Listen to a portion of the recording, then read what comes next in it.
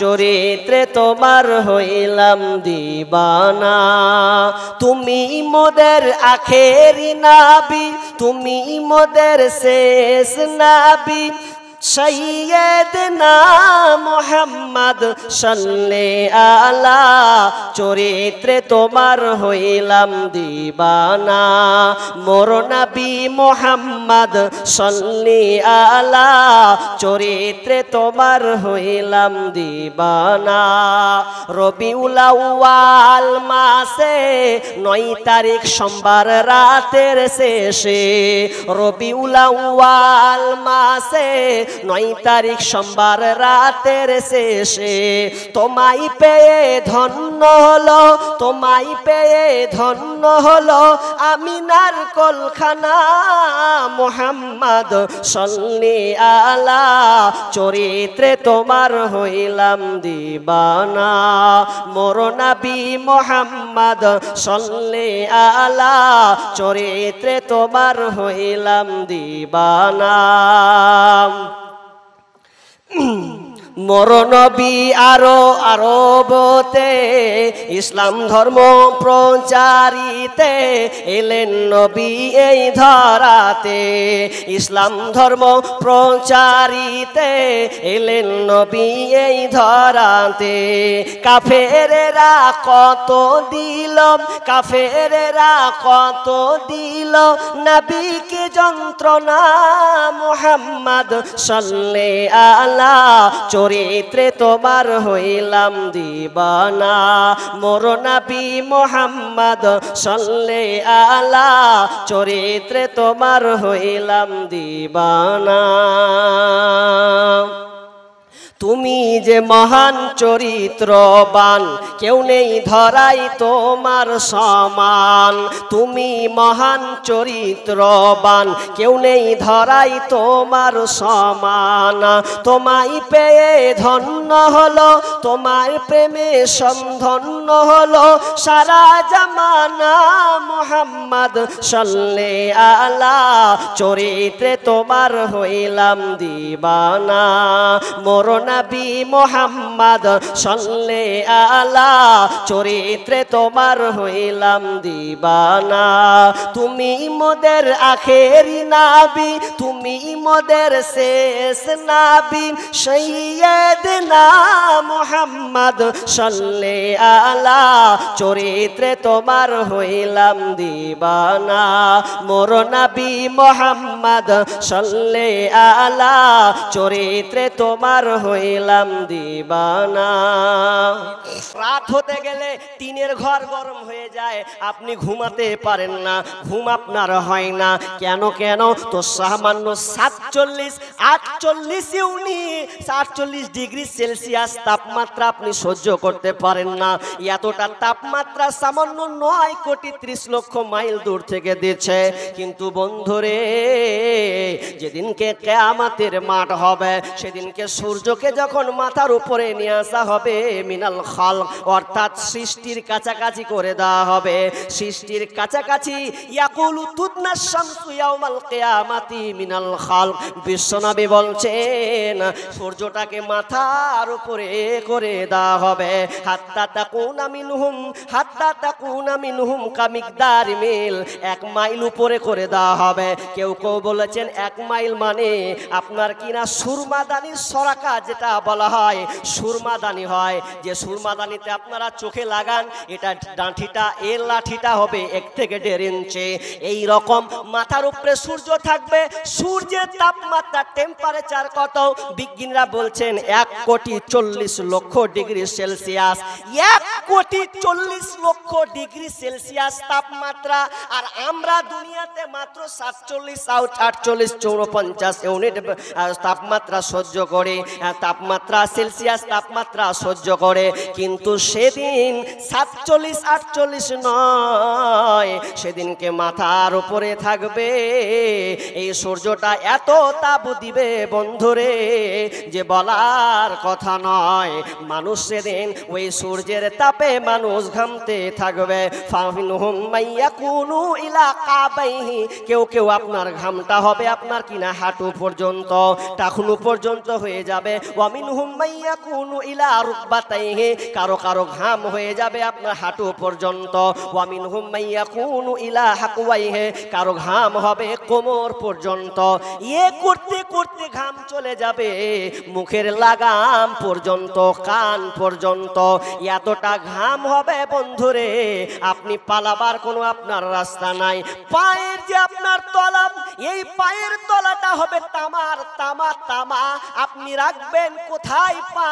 রোদ্রের তাপে সূর্যের তাপে ছাদে উঠানো যায় না, বালিতে হাঁটানো যায় না, কিন্তু জমিনটা সেদিন বালু নয়, ছাদের ঢালাই নয়, এই জমিনের নিচেটা হবে তামার। আর তামা মানে বুঝতে পারছেন এর টেম্পারেচার কতটা, যেটা কারেন্টকে শো করা হয় তামার তারের মাধ্যমে। তো সে তারপর এই বিদ্যুতের গতি হচ্ছে 1,86,000 মাইল, 1,86,000, এতটা টেম্পারেচার আছে বন্ধ। কিন্তু সেদিনকে জমিনটা তামার হয়ে যাবে। অবস্থা খারাপ, এত অবস্থা খারাপ হবে যে আপনার শরীরটা পুরো উলঙ্গ থাকবে, শরীরটা পুরো নাঙ্গা অবস্থায় থাকবে, পরনে আপনার কাপড় থাকবে না। মা আয়েশা রাদিয়াল্লাহু তাআলা বর্ণনা করেছেন, কুলতু লিন-নবী সাল্লাল্লাহু আলাইহি ওয়াসাল্লাম, নবী আয়েশা রাদিয়াল্লাহু তাআলা বলছেন, আমি নবীর মুখে শুনেছি, সামি'তু রাসূলুল্লাহি সাল্লাল্লাহু আলাইহি ওয়াসাল্লাম, আমি নবীর মুখ দিয়ে শুনেছি। বিষ্ণু বলছেন, ইউহসারুন নাসু ইয়াউমাল কিয়ামাতি উফাতান উরাতান গুরলা, মানুষ যখন উঠবে তখন সে বস্ত্রবিহীন, পরনে তার কাপড় থাকবে না, নেঙ্গা হয়ে উঠবে, খাতনাবিহীন অবস্থায় উঠবে, পায়ের তলায় কোনো স্যান্ডেল থাকবে না, কোনো জুতা থাকবে না। একটা শিশু যেমন মায়ের পেট থেকে বের হয় পূর্ণ নেঙ্গা, উলঙ্গ, কিছুই নেই, সেই দিন কবর থেকে মানুষ উঠবে নেঙ্গা অবস্থায়, কিছুই থাকবে না, পায়ের তলায় জুতো থাকবে না, পরনে কাপড় থাকবে না, এবং খাতনাবিহীন উঠবে। এক কথায় শিশু বাচ্চার মতন উঠবে। এখানে প্রশ্ন করছেন মা আয়েশা রাদিয়াল্লাহু তাআলা না, প্রশ্ন করছেন, কত বুদ্ধিমতী মেয়ে ছিলেন গো, কত বুদ্ধিমতী মেয়ে মহিলা, যে আল্লাহ সুবহানাহু বলছেন, ইয়া রাসূলুল্লাহ, আপনি যে বললেন পরনে কাপড় থাকবে না, তবে আপনি বললেন আর রিজালু ওয়ান নিসাউ ইয়ানজুরু বা'দুহুম ইলা বা'দ, নারী পুরুষ একাকার যে হবে, তো এক অপরকে তো যে তাকাবে। প্রশ্নটা কেমন? কারণ তাদের চলাফেরা, তাদের ইসলামী সৌন্দর্যতা এত সুন্দর যে তারা নিজেকে সব সময় ঢেকে রেখেছেন। আমার শরঙ্গা, আমার লজ্জাস্থান, আমার পুরো বডি একমাত্র হেফাজতে, স্বামীর কন্ট্রোলে, স্বামী ছাড়া দ্বিতীয় আর কারণ নয়। এই জন্য তিনি বলছেন, ইয়া রাসূলুল্লাহ, আমরা যে কিয়ামতের মাঠে যে আল্লাহ আমাদেরকে উলঙ্গ অবস্থায় উঠাবেন, সেদিন তো ভয়ঙ্কর পরিস্থিতি হবে, এক অপরকে তো তাকাবে, তখন কি হবে? প্রশ্নটা কি সাংঘাতিক প্রশ্ন, প্রশ্নটাই স্বাভাবিক। আমাদের মেয়েদের প্রশ্ন এরকম আসবে না। যে মেয়ে রাস্তায় চলাফেরা করে উলঙ্গ বেহায়াপনা হয়ে, ওর মুখ দিয়ে এটা প্রশ্ন আসবে না। কারণ এরা হচ্ছে নবীর বিবি, তাদের আদর্শ। যদিও আমরা মুসলমান, আরে ফাতেমা, নবীর বেটি ফাতেমা একজন এত জ্ঞানী গুণী মহিলা, যে নবীর বেটি ফাতেমা তিনি একদিন নানির সঙ্গে বসে আলাপ আলোচনা করছেন। আসমা বিনতে উমাইস তার নানির সঙ্গে বসে একটু গল্প করছেন। তো গল্প করতে করতে করতে আসমা বিনতে উমাইস নানি তার নাতি ফাতেমাকে বলছে, বুবু একটা কথা বলি, গল্প চলছেই যখন, তখন তোর আব্বার হিজরতের গল্প বলি। কত যে কষ্ট হয়েছে, কত যে তার উপরে নির্যাতন হয়েছে, তাদের নিজ মক্কাকে ছেড়ে মদিনায় তাকে যেতে হয়েছে, এটা চারটিখানি বিষয় নয়। এই আলোচনা করতে আছে, করতে করতে করতে করতে করতে এমন সময় হঠাৎ করে ফাতেমার মনটা যেন বেচৈন হয়ে গেল, মনটা ভারাক্রান্ত হয়ে গেল, কথা যেন আর শুনতে ভালো লাগে না। আসমা বিনতে উমাইস তার নানি একটু ধাক্কা মেরে বলছে, বাবা আমি বলছি তোর বাবার হিজরতের কথা, কিন্তু তোর ধ্যানটা অন্যদিকে কেন? তখন ফাতেমা বলছে, বুবু জান আপনি আমাকে আব্বার ব্যাপারে বললেন, হুট করে আমার আব্বার কথা মনে পড়ে গেল।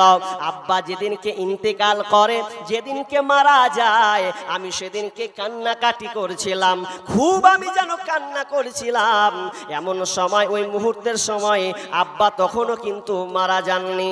এমন সময় আমাকে ডেকে বলছেন, বেটি ফাতেমা আয় আয় আমার কাছে আয়, এবং কানে লাগিয়ে যেন কি যেন বলা শুরু করলো।